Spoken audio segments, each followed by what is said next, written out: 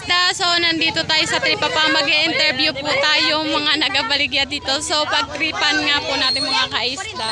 Poy! Nahiya siya magsalita mga ka-isda. So ang kanyang baligya ito po.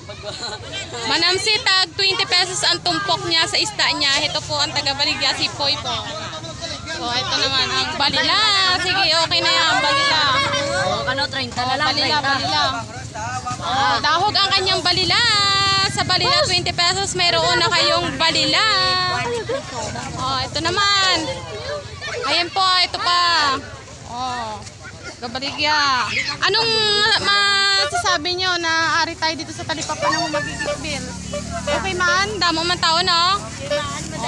Dahog man, ari mga kasuki natin. Baka bili na kamo.